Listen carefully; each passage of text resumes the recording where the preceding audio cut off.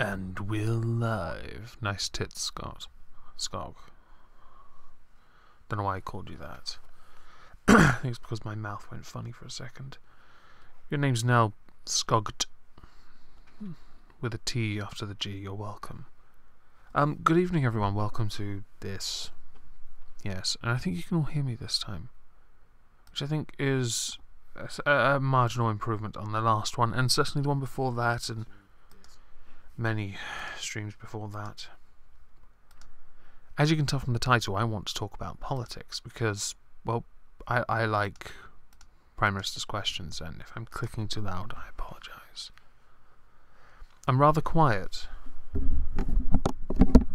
Okay, well, I checked my microphone settings. It says I'm coming through perfectly. But no, this is as loud as I can get it, I'm afraid. That might be on your end. Hang on. Perfectly. But nope, it's good. Your headset's probably playing up Skog.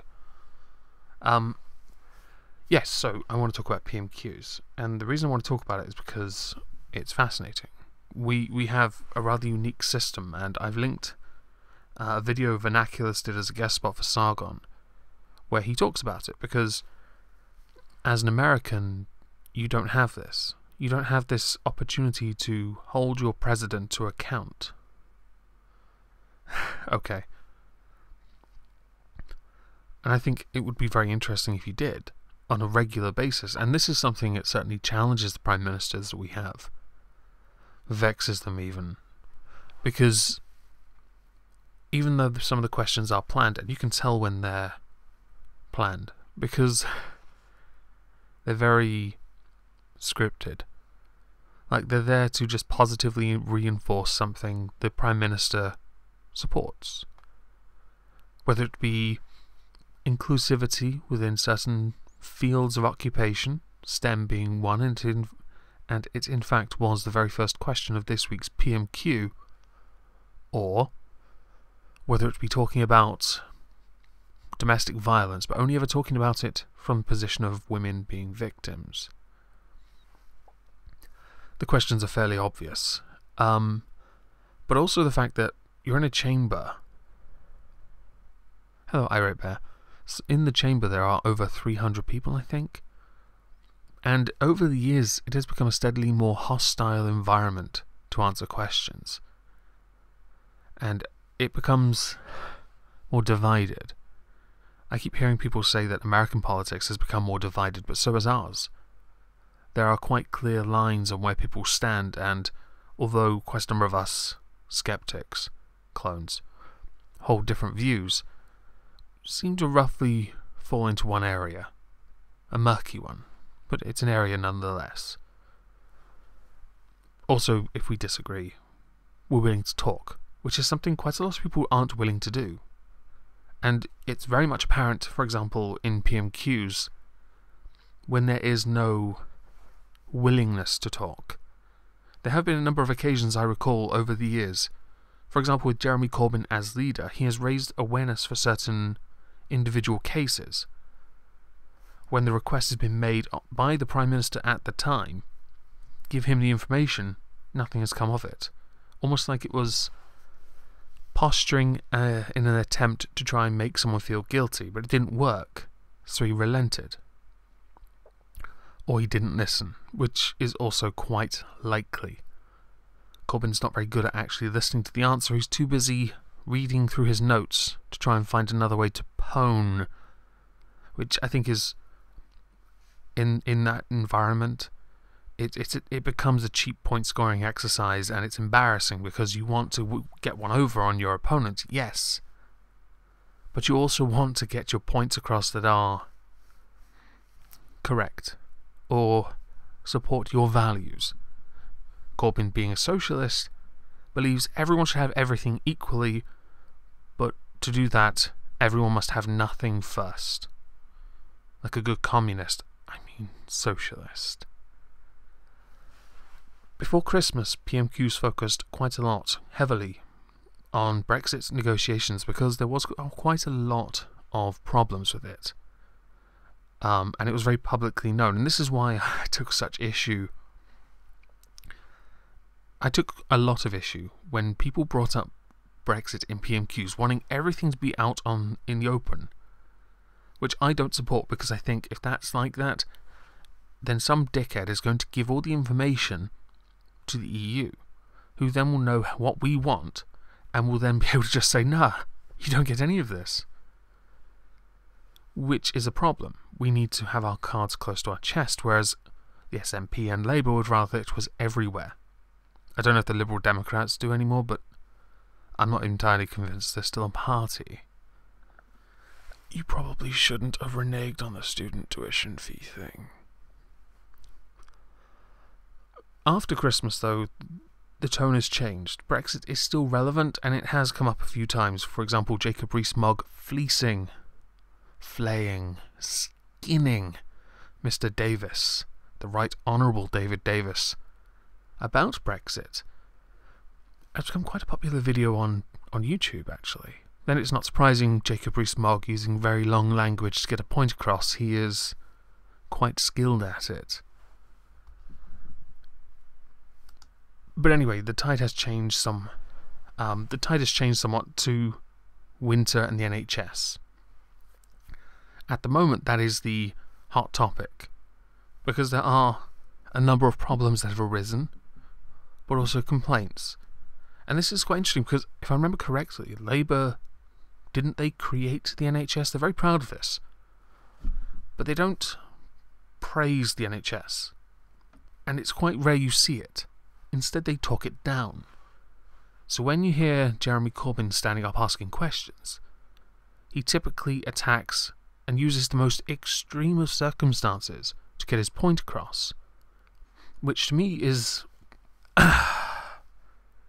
it's insulting to those that work for the NHS to hear someone that has nothing to do with it talk it down, which in effect just demoralizes those that do work for it, if that makes sense. Whereas most people's complaints typically side with, oh, the Conservatives just want to sell it off, and then the complaints to Labour are, oh, they just want to spend all the money in it, which is actually one of the main problems with Labour. All they want to do is spend. But with what money? There was a thing long before the election with the the renowned Marxist McDonnell, that he wanted to buy back public services, which I'm not totally against, but to do it would cost hundreds of billions, and he wanted to consider it an investment, to then invest a few $100 billion more to make the services good for the customer, but that money would come from taxing everyone. So, yeah, and the stream hasn't started long. And I think it would just be a waste of money. I think at this point, if you want to buy back services, you may want to wait a while. Wait until the deficit is handled well enough. How about to the point where our debt interest isn't $50 billion a year anymore? Or am I just wrong there? I mean, I know it's a divisive subject, but I personally like the idea that our country doesn't have to be indebted to someone or something. I don't like the idea of having a deficit, because that's unacceptable. And debt interest, I mean, why should we have those at all? If we're one of these leading countries, we should surely be doing more to get rid of that. And I was, in 2010, I'd just started working for a company fixing phones, but I was poor, and I still supported austerity, because I'd been unemployed for a year before then. To me, it was really bad timing, and I felt that with all the quantitative easing, who prints off money thinking that's going to make people want to spend their money when they know their country's in dire need? Who's going to invest their money when they know the economy is unstable? And why was it unstable? Because far too many... let's see, there were some issues in the States. I remember that. The crash, yes, that was fantastic. And then you've got the issues with our economy also going pretty much tits up. Oh, and let's not forget here, Gordon Brown sold all this country's gold reserve for a fraction of what it was worth. cash my gold made a mint on that, I'm sure. But this is deviating, because I wanted to focus on this week's Prime Minister's questions. But I also want to say that I would love to see, in a parliamentary style, Donald Trump doing PMQs, because he can't truly prepare for the answers being thrown at him by the opposition, or the leader of the opposition. If it was Jeremy Corbyn, he could just attack him and call him a cuck. But whoever's the leader of the Democratic Party right now, who I assume is no one, I actually have no idea who it is, but they could posit questions and put him on the spot. And then, of course, he could take a few questions from the peanut gallery that typically are sycophantic. Sycophantic, is that a word? Doesn't matter. Anyway, I want to focus on this week's questions because, as I said, this year has, well, because it's January, have focused primarily on the NHS. I'm only going to focus on the 6 questions Corbyn asks and May's answers, and I might, because I haven't pulled the images up, so I can't share those. I can share the first 6 questions and answers, but I have linked it in the hands-on in the description, along with the YouTube video that goes up on the UK Parliament YouTube channel. Typically every Wednesday about 5 PM GMT, it gets uploaded to YouTube. Unfortunately, they don't enable comments. Otherwise, it would be very fascinating to see the discourse. Yes.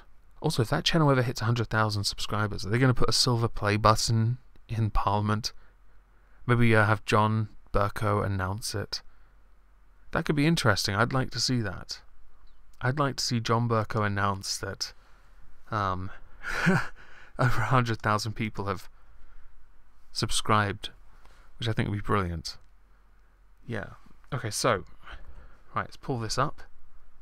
We're going to start with, by the way, the first question that was asked, before I do this, actually, I'll get rid of that for a second. The first question that was asked in the chamber is typically Prime Minister's obligations for the day. Load of bollocks. Customary, meh. But the follow-up question was about getting more people from different backgrounds into engineering, because there's a shortage.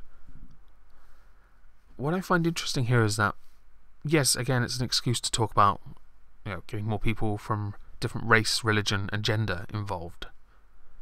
But no one took the time to praise those involved in that field. It's quite unusual. Typically, a more thoughtful answer would, "Oh, Democrats don't have a leader. Thank you." Well, I'd still like to see that style with her asking a question. I think it would be very interesting to see Trump put on the spot, or any president in the past, in fact. Can you imagine if Barack Obama had to answer questions about why the economy had 0 growth for 8 years? Anyway, the question was about engineering and about a Big Bang Fair. So that's not important. So we're going to start with... I've got the answer and the question on the screen. So, as is customary, whenever a Prime Minister or any minister pays tribute to something, everyone echoes it, which I don't really care about. So we'll go with,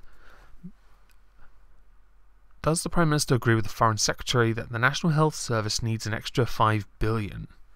Now, a lot of people know that we paid, or it was said, we pay $12 billion into the EU.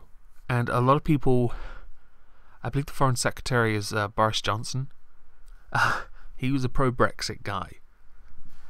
And I need to do one thing before I forget, because if I remember correctly, the chat's not going to pop up. There it is. I believe that is now at the top. Yes, so I can see what you say if you do. He was pro-Brexit.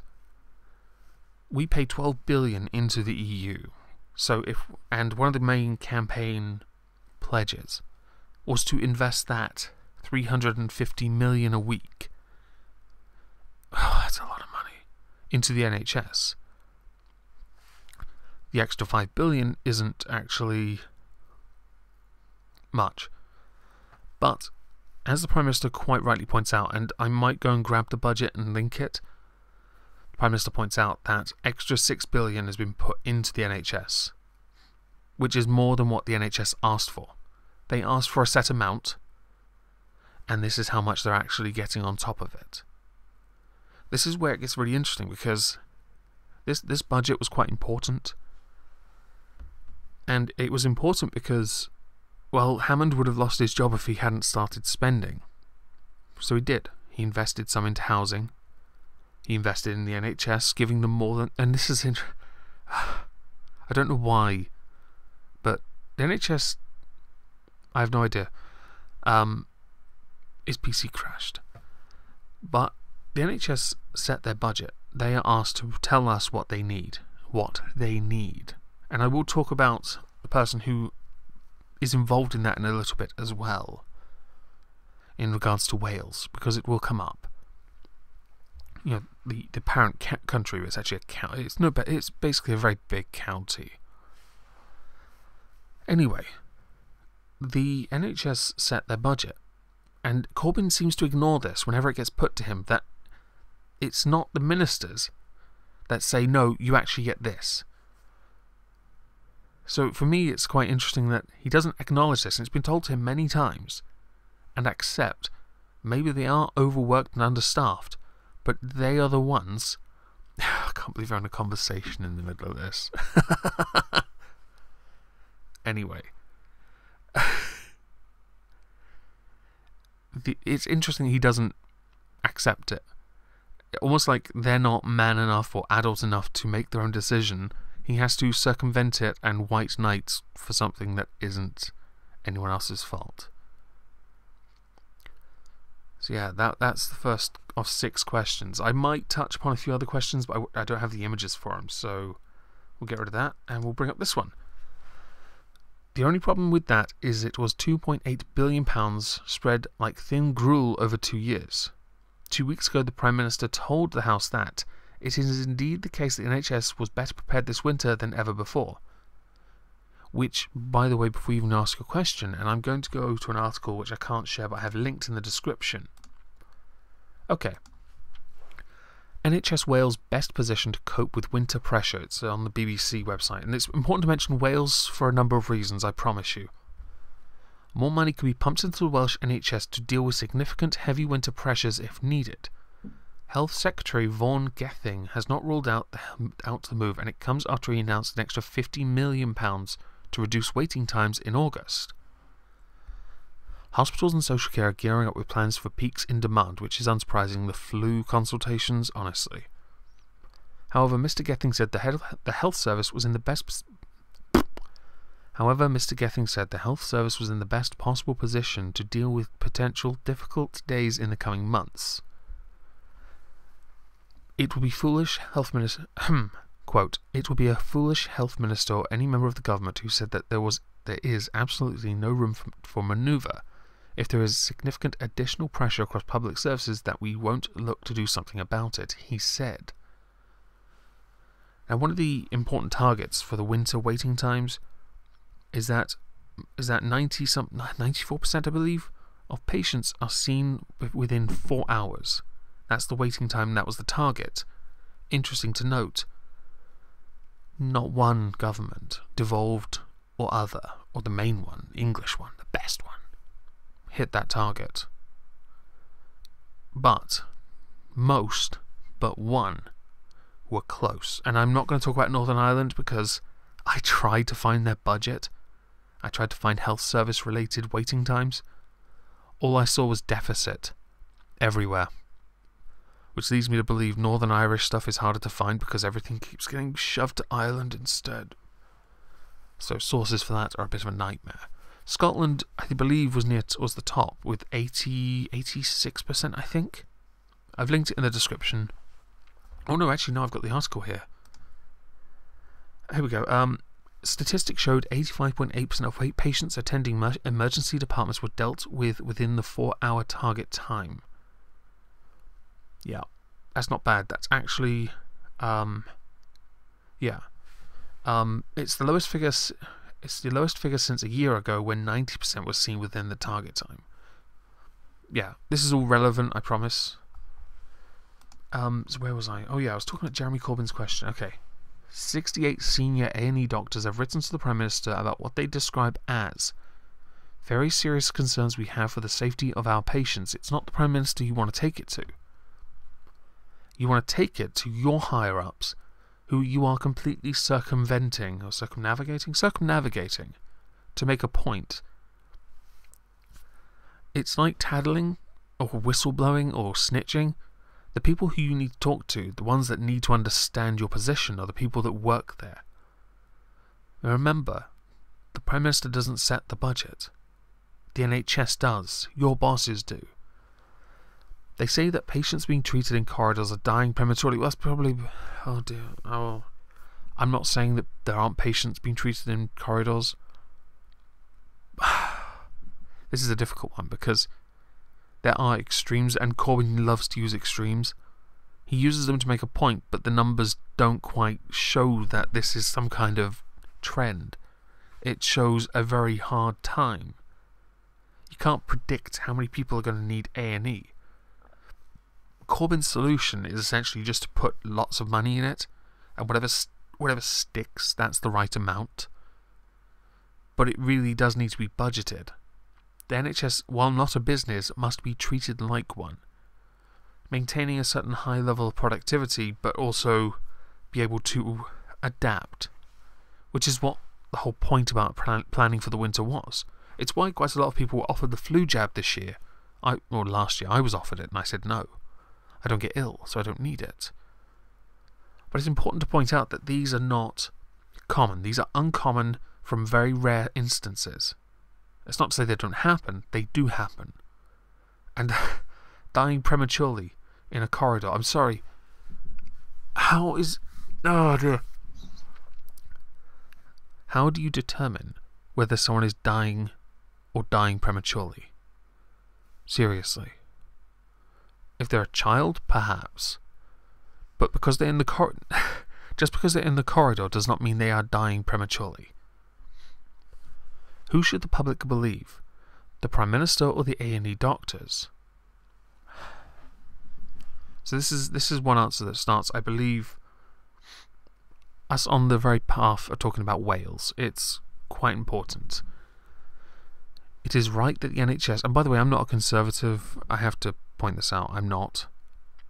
There are instances in the past where May has said some really stupid stuff, and I've had to bite my tongue.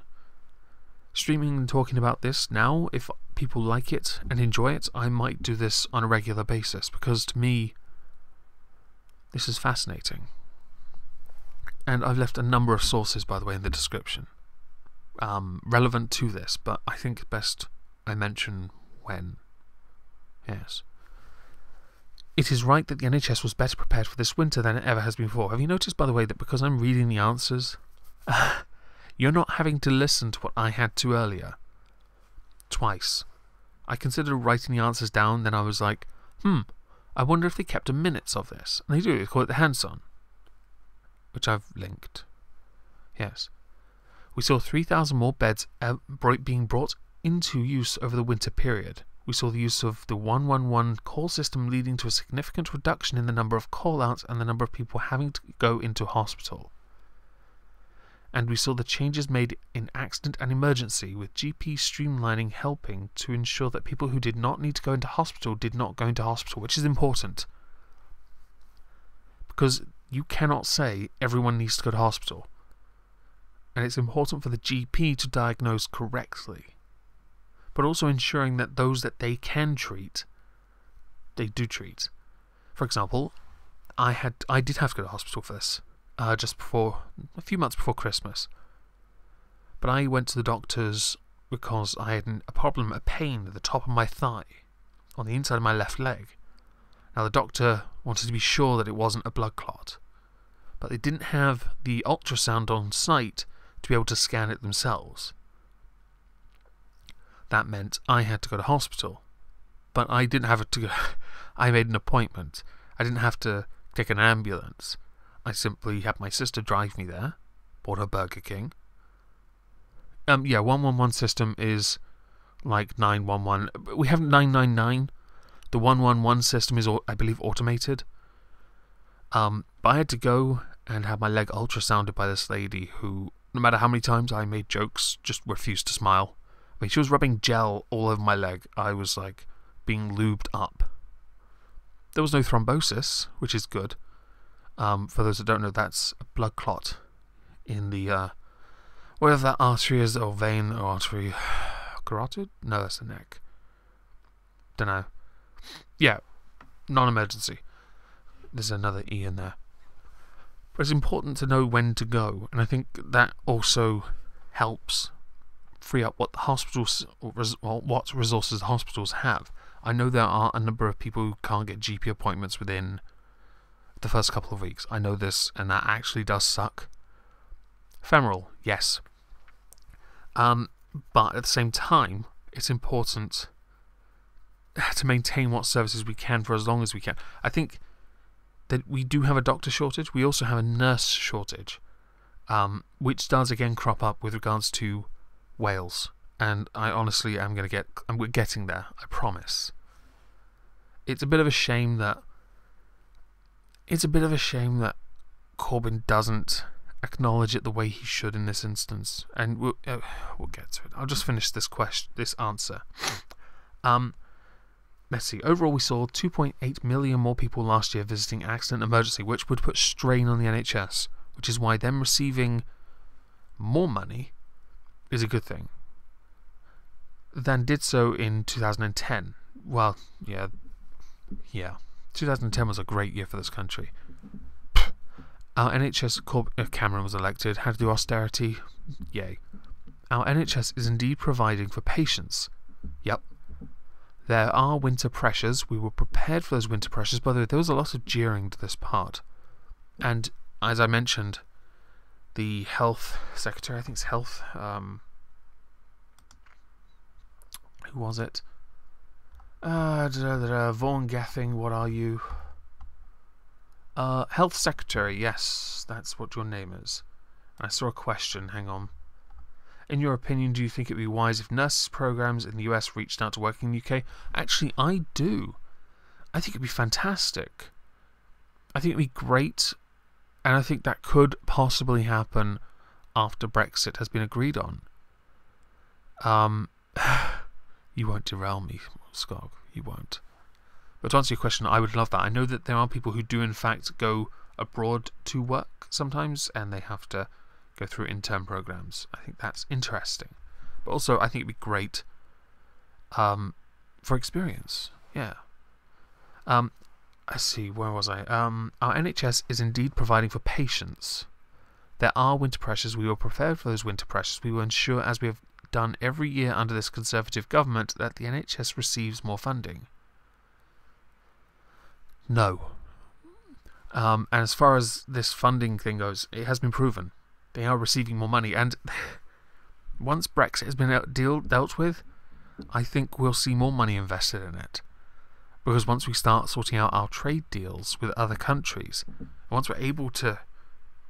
And let's face it, our economy hasn't suffered too much. It really hasn't. Everyone else who did the fear and the hate towards those that voted to leave, not all, by the way, but those people that did the scaremongering, even David Cameron was recently caught saying it's not as bad as we thought, but we've got a long way to go. That is almost a quote from a video of him quite clearly saying it on camera to a friend in a car park. Fact is, once we leave and we iron out some deals with the US, because that's going to happen, maybe some deals in Canada, India, other nations that have to go through the EU to work with us, we'll be able to invest more money. And 6 billion isn't bad. The problem is that Corbyn would want to spend even more. And there's nothing wrong with spending more money as long as we actually have the money. Which I don't think he understands that we don't. It would be wise to try and get our deficit down, get our debt interest down. And I know that this government's still borrowing. I actually do. This is why I'm not so best impressed with the Conservatives. Okay, question 2 down. By the way, he asks 6 questions. That's how many he gets. So, question 3. Since 2010, we have lost 14,000 NHS beds. The King's Fund, the Health Foundation, and the Nutfield Trust all agree that the NHS needs another 4 billion. Always needs more. In December, the month had just gone, NHS England recorded its worst ever A&E performances, with more patients than ever waiting than 4 hours. Now the UK statistics authorities say that the numbers may be worse because the figures have been fiddled. Can the Prime Minister tell the House when figures calculated in line with previous years will be published? I actually do want to see those numbers, because the only one I had access to was Wales and Scotland. Okay, I had those. Those weren't hard to find though. Those were very much easy to find. I found them and I've linked them below, along with budget-related comments, because, and it's quite important to talk about this, if you have a devolved administration, some of your powers include dealing with your budget. Now, the central government will set the budget, yes. They will set it based on basic needs, I guess, population, maintaining infrastructure. It is down to that government, the devolved administration that is, to invest it. Oh, my apologies. So, the Prime Minister says, I have to say to the Right Honourable, which, by the way, he had originally not earned for a long time, because when he became leader of the opposition, he was meant to join the Privy Council. Yeah, he took his time, because it meant kneeling before the Queen and kissing the ring. Yeah, and that's not a joke. That is not a joke. Look it up. He took his time. Cameron, in fact, lambasted him for it. And rightly so. Our parliamentary proceedings will not be mocked by some socialist idiot.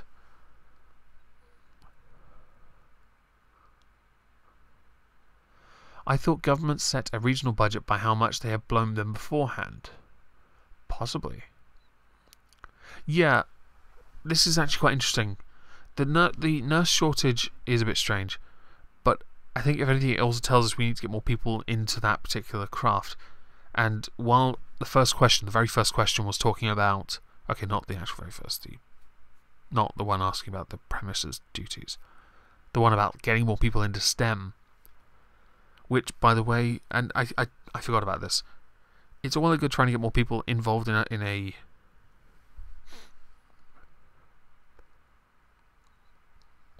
yeah, possibly that actually, is that oh god, what was I going to say? No, I had something and I was going to remember. Oh, never mind. Yeah, that's how you get derailed, Skog. Trupp's got it. He got it. Right, so yeah, the Right Honourable Gentleman, that the NHS is open in publishing a whole variety of figures in relation to its targets, which they will eventually, by the way. We are putting more money into the NHS year in and year out, and we continue to do that.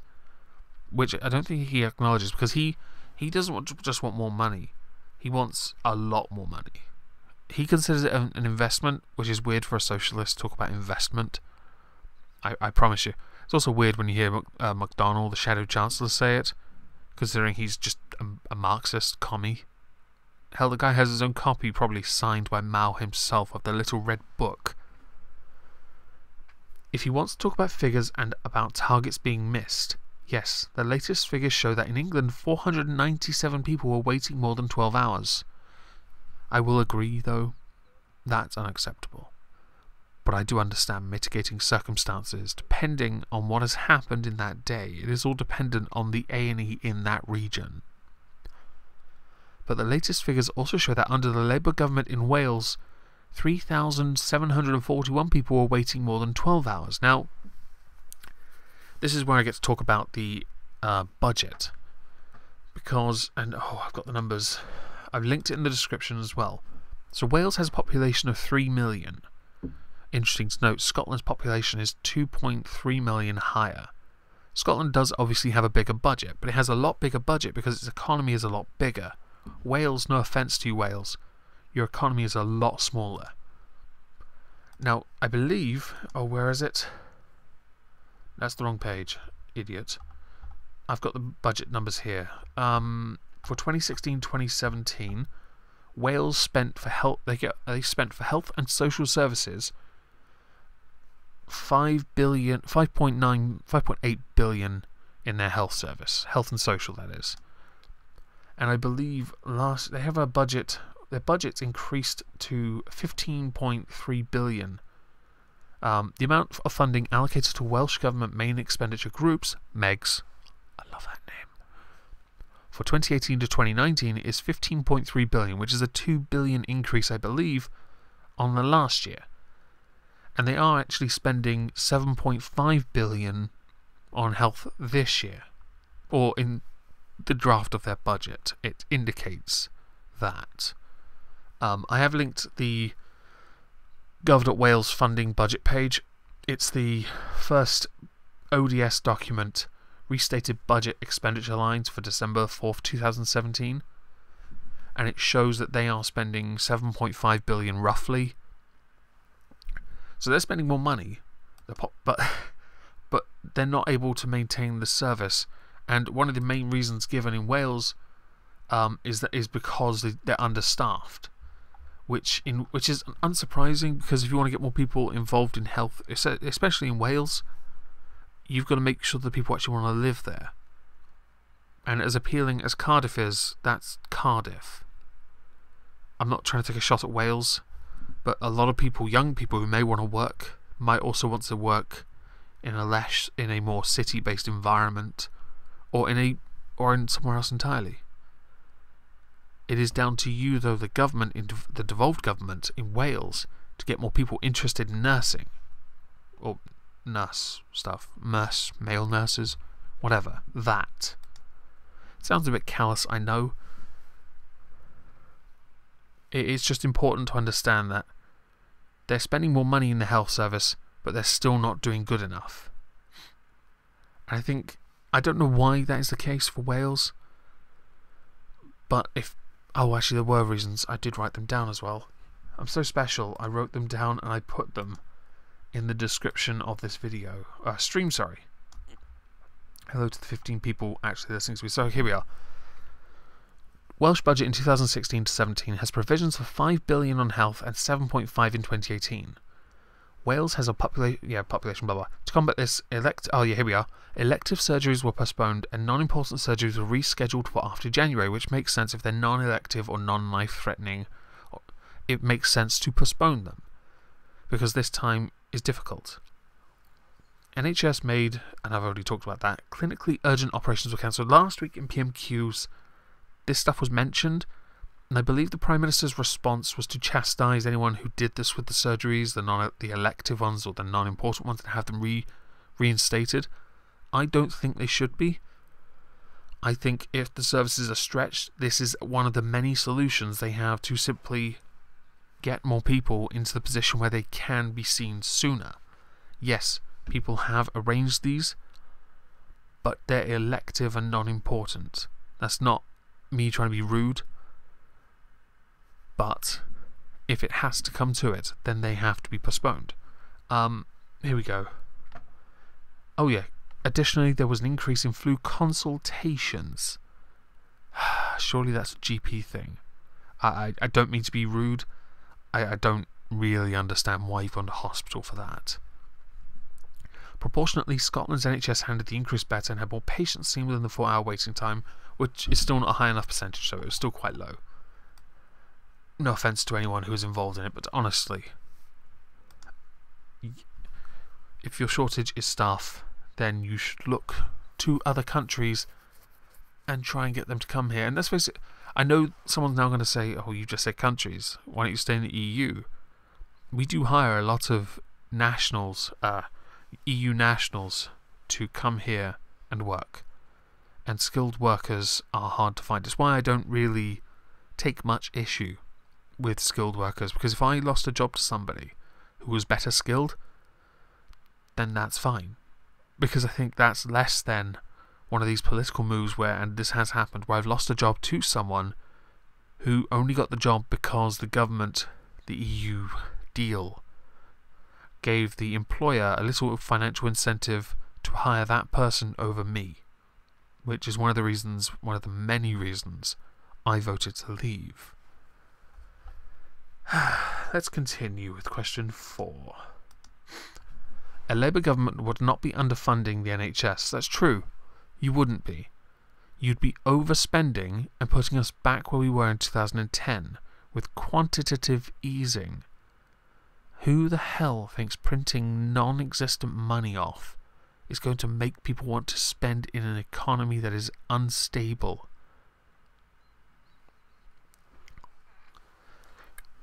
A Labour government would not be privatising the NHS. They're not. There are some services that have been taken privately. They have. And I also understand that money had to be raised to deal with what Labour left them. Honestly, at this point, it's a wonder the NHS hadn't been sold off entirely just to clear some of the debt. A Labour government would not be underfunding social care. They're not. Okay, hang on. This is interesting, actually. Because I've got two sisters that work in care. So, for me, they are overworked and underpaid. I've always thought this. But most of the companies in my town are privately owned. They are subsidised. Some do receive subsidies. But they're private.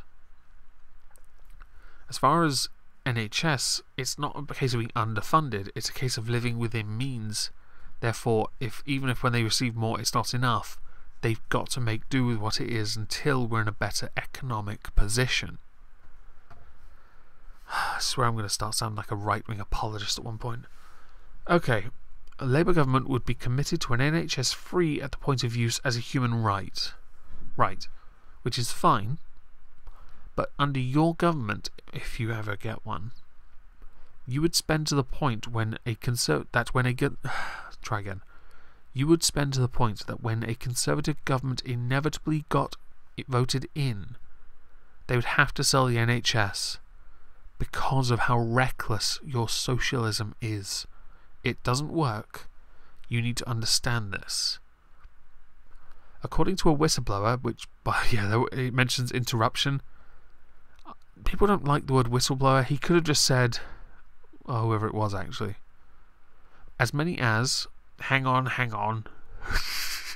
According to a whistleblower, as many as 80 patients were harmed or died following significant ambulance delays over a 3-week period this winter. This is a very serious situation, and the Prime Minister must be aware of it. What investigation is the Department of Health carrying out in these deeply alarming reports? I would assume that they are taking place, and that once they have been concluded, the information will be public. Until then, it's not really good to speculate on any of this. Also, and this is going to sound really callous, while it's 80 people and that's not acceptable, that is still a very low number. I mean, that's actually very low. Then again, I would fully expect Corbyn to go nuts if there was even one. That's kind of... I get that he wants everyone to be treated equally, but he has to understand that it's not going to happen. So the Prime Minister's response: when we hear reports of that sort, of course they are very alarming. Yay. That is why the Department of Health makes sure that investigations do take place. Great. Ambulance delays. Okay, so traps. For us, we have really bad roads. And not even a joke. We have such bad roads that some ambulances are delayed by them, by the traffic. Our roads are very narrow. Quite a lot of them are. Certainly in my area. But we don't have a very high population, so it's not such a problem. I mean, if they have traffic lights or roundabout, they turn their alarms on just to get across them because they can get really bad. Let's see. That may be undertaken by the Department of Health or by the particular trust involved, the ambulance trust or the hospital. These issues are properly investigated because we do not want to see this happening. We do not want to see people We do want to see people being properly cared for. Yay. If there are lessons to be learned then they will be learned, because our support for our NHS is about providing it with the funding, the doctors, the nurses and treatments and the capabilities that it needs in order to be able to deliver for patients. Great. That is why we are backing the NHS with more funding, which I get. He doesn't seem to understand. He doesn't believe it's enough. Which in turn means he does not trust the NHS to do their own thing. It's kind of insulting. Where am I? That is why it is why we are ensuring that it gets the best treatments. Survival rates for cancer are higher than they have ever been before, which is great. It is why we are ensuring that it gets the best joined up services across the NHS and social care, so that people who do not need to go into hospitals are able to be cared for at home, which is very important. Less clutter within the hospital itself. And it is why we are ensuring that we are reducing waste in the NHS so that taxpayers' money is spent as effectively as may be on patient care. That is a plan for the NHS, but it is a plan that puts patients first.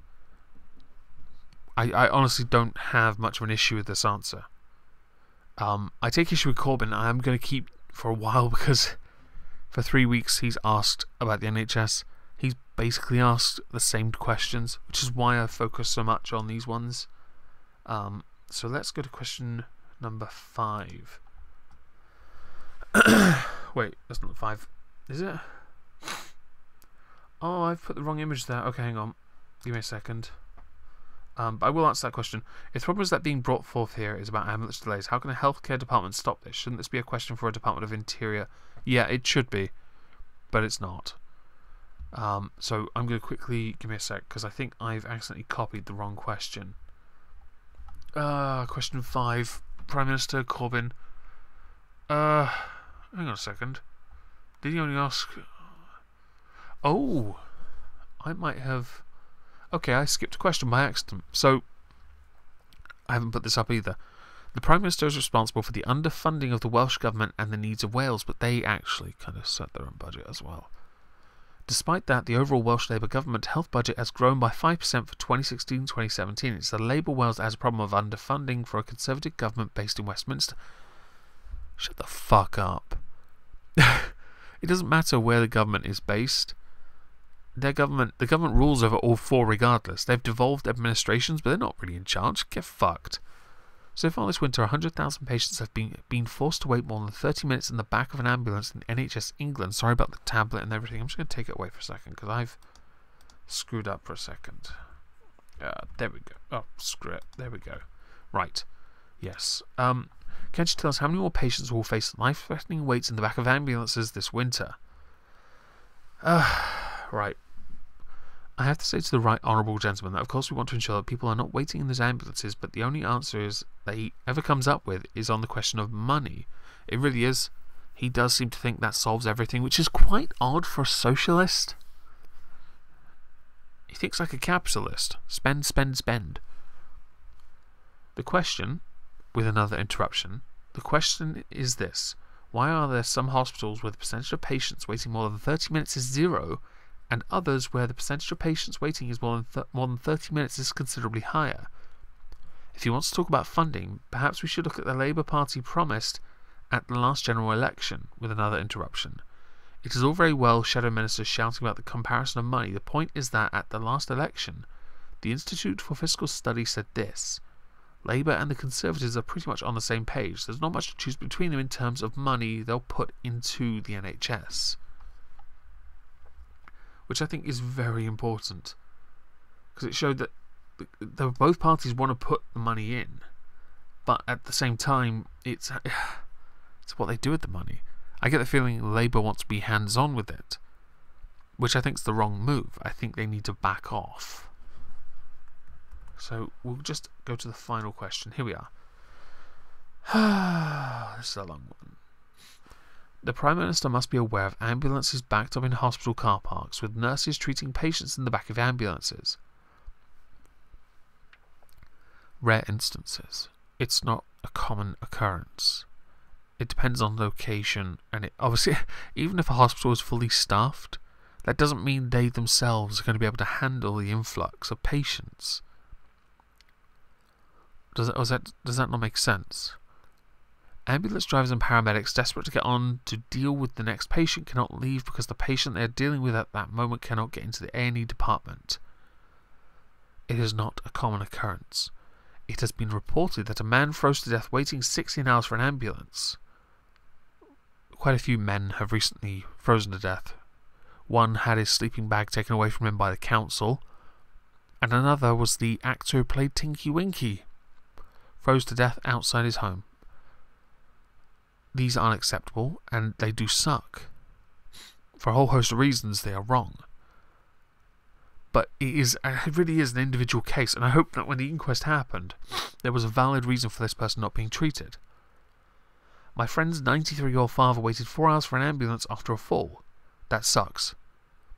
As long as he was eventually treated, and he recovered, I don't see a problem.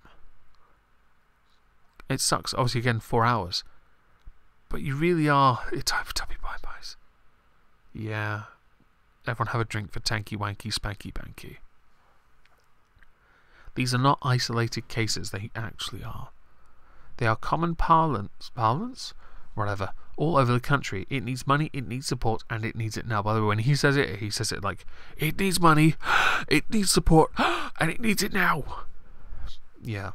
The Prime Minister is frankly in denial about the state of the NHS. This is where I get really irritated with Corbyn. I really do. Because he really does put the NHS down.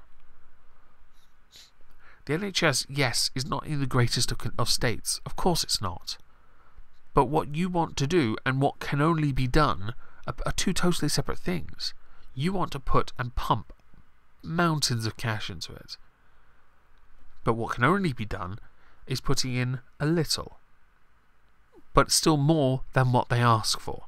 And let's not forget here, the promise of the 12 billion a year from being a member of the EU, even that wasn't enough for some of the ideas you've had, Corbyn. You want to put like 50 billion into it extra. Just because you've given them extra money doesn't mean they're going to actually do anything with it. They can hire some staff maybe, but you still got to hire people who are trained and skilled. You've got to encourage people at lower levels, which would be interesting. Personal choice and everything. Even the absent Foreign Secretary recognises it, Boris Johnson, but the Prime Minister is not listening, says the guy who doesn't listen to half the answers he is given. People using the NHS can see from their own experience that it is being starved of resources. No, it's not. People are dying unnecessarily in the back of ambulances and in hospital corridors. You know what he makes it sound like? He makes it sound like one of those African hospitals. You know, the really derelict, abandoned ones where there are actually people dying of starvation, dying on a bed in a corridor. That's what he makes it sound like. He really does make the NHS sound like it's rubbish when it's one of the best services in the world. He just makes it seem like the NHS can't survive. It can't without Labour there, their shining white knight Corbyn, to save the day. Oh, dear God. GPs' numbers are down. Yep. Nurses are leaving. Yep. The NHS is in crisis. No, it's not. He loves that word. Tory MPs might not like this, but I asked this question of the Prime Minister. When is she going to face up to the reality and take action to save the NHS from death by 1,000 cuts? Oh, the cheap pun. Oh, such a dad joke. I hate dad jokes. If you're listening to this disc, and I'll fuck off. So, 1,000 cut joke aside, which just sounds like an unnecessary surgery. It is not down to the Prime Minister, because it is down to whatever secretary it is. I think it's Hunt who's in charge of it. It's down to him and everyone else involved to deal with it, if it's in the crisis you claim it is. You don't prove any of this, by the way. I've gone through everything you guys write and publish, and where you get your sources from, which isn't very many. All of it's bollocks. So the Prime Minister's answer, and this is the final question Corbyn asked, by the way. There is only one part of the NHS that has seen a cut in its funding. The NHS in Wales under a Labour government. It had actually seen a cut, which under the draft has gone up again. But there was a cut. And it's not a joke. They'd invested money in, quotes, infrastructure instead. This is a government that is backing the NHS plan. This is interesting. Every time, for 6 years I've seen this. When the Conservatives are in charge, the Labour opposition get up and start saying they're going to sell off the NHS. But every single time the Conservatives have said, we're not selling it off. It's like they don't believe the answer. They don't seem to get it. They think, oh, because a few services have had to be gotten rid of, that have then been taken privately, that means, oh, they're selling them. They're selling them off. Think of the black people, everyone. The black people that get to pay less than a white person to go and see Jeremy Corbyn speak. Not a joke. Where is it? This is a government that is backing the NHS plan, that is putting more money into the NHS, that is recruiting more doctors and nurses, and that is seeing new treatments come on board which ensure that people are getting the best treatment that they need, because this is a government that recognises the priorities of the British people to ensure that our NHS remains a world-class healthcare system indeed. The best healthcare system in the world. In the world. I do want to make it clear that there are a couple of nations' governments that have said they're envious of our system, but I don't think our system could be implemented in a number of nations. America is one of them. The country's just complicated. To build the homes that people need and make sure that our kids are in good schools. They have invested in house building, and the academies do seem to work. They're producing good records right now. This is a government that is building a country that works for everyone, and a country in which people can look to the future with optimism and hope. I won't say that it's much optimism right now, because I think right now it's quite... Oh, hang on. There we go. I think right now people are still feeling the effects of austerity. I felt it. It's painful. It's hard to get by sometimes. I think when I was unemployed, I was living on £5 a week for food. That was challenging. I think I lost a lot of weight then too, and it wasn't healthy, it wasn't easy, but I knew that because of the circumstances that we didn't have an option. And this was before food banks were quite popular, so before anyone mentions that, it really was a tough time, and people struggled, and that sucks. But that's the actual price people pay for excessive spending, not regulating oneself properly, and services they provide. This is the price you pay when you don't hold the right people accountable to the big mistakes that affect everyone. Whether it be because of the economic crash in the US, and obviously the knock-on effect to us, or whether it be for countries like Greece and Northern Ireland or Spain, that spent, and then joined the EU and nearly brought it to its knees because they spent so much they had to get bailouts. Because they and many other nations that weren't vetted properly financially screwed up, or weren't paying the taxes in the case of Greece. Which is where I take issue with Labour right now. Labour's solution has pretty much been proven to not work, to the point where you know it will buckle this country and bend all the poor people over. I'm not a fan of people who just spend. If you have a reason to spend and it serves good, or something you need, that's great. If you have something you want, there's no real problem there, as long as you have the money for it. Living beyond your means isn't advisable, and it is something that can hurt people in the long run. Yeah. So, I think I've got a little time left. What I'm going to do, because I might stream 7 Days to Die on my game channel in a minute, I'm going to read I might read both of Ian Blackford's questions, because it's quite interesting. So, I typically, with the SNP, I get irritated, because ever since Brexit, all they've ever asked is about immigration, or as what they call it, enriching our cultural fabric. Integration, race mixing and stuff. The second most common question is related to Brexit and preserving or protecting Scotland's place within the single market. What's interesting here is he doesn't ask about it once. He gets 2 questions and he doesn't ask, and that interests me. So I think I'll go through the first one. If you're interested, by the way, the Hansard is in the description. It's beneath the PMQ video. It basically means you don't have to listen to them do this. You can read it and not have to put up with all the bump of the heckling from the peanut galleries. So, earlier this week, the Royal Bank of Scotland Chief Executive Officer Ross McEwan admitted in a leaked memo that closing 22 local branches would be painful for customers. Yep. 13 towns in Scotland are to lose their last bank. Yep.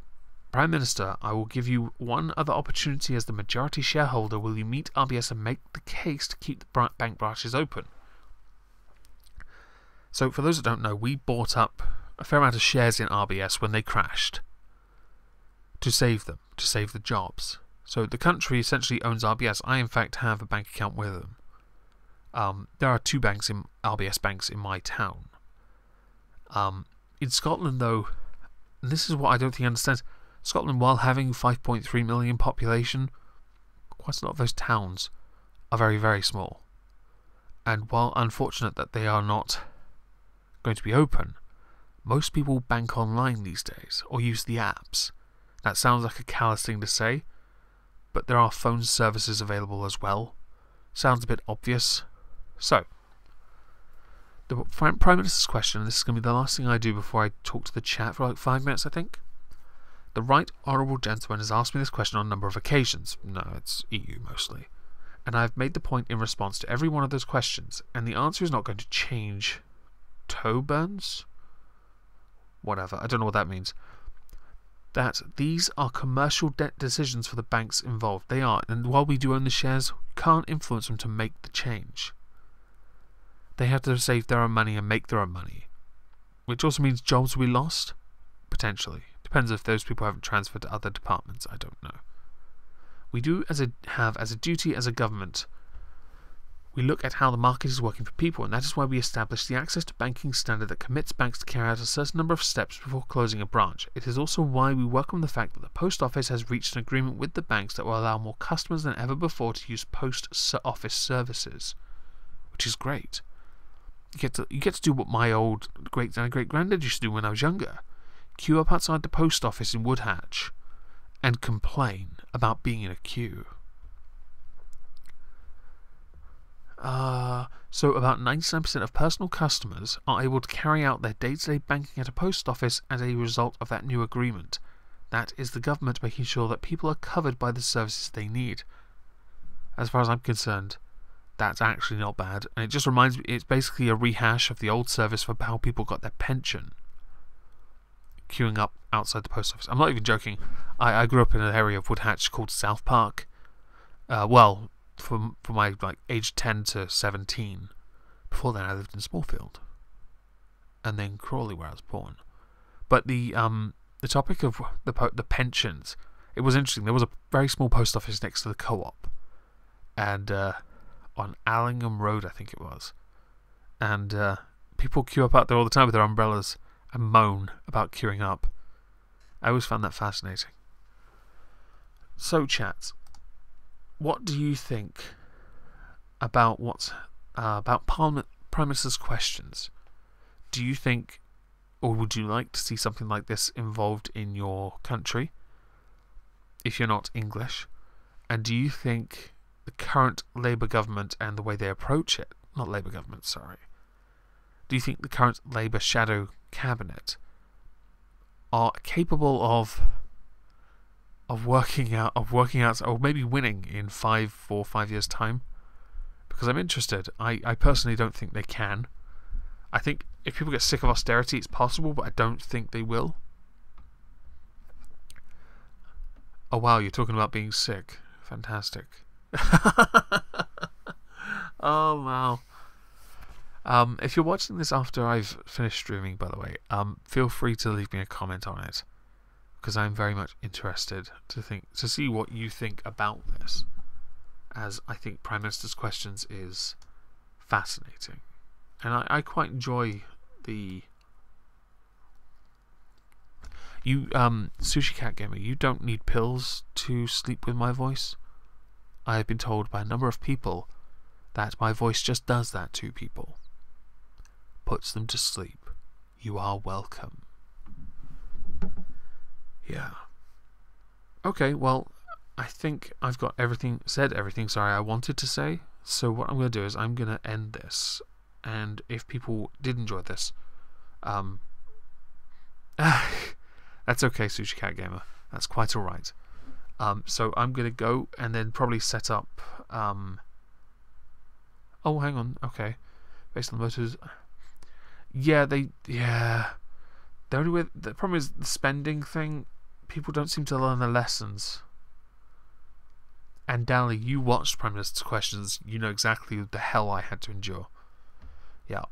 So I'm going to go and probably set up a 7 Days to Die stream on the Omegon Plays channel. So I will see you all later, and thank you very much for joining me. I hope you enjoyed it. Listening to me for like an hour and 5 minutes talk about politics. Ish. I mean, I stayed on topic, so it's not too bad. Except for when Skog tries to derail me.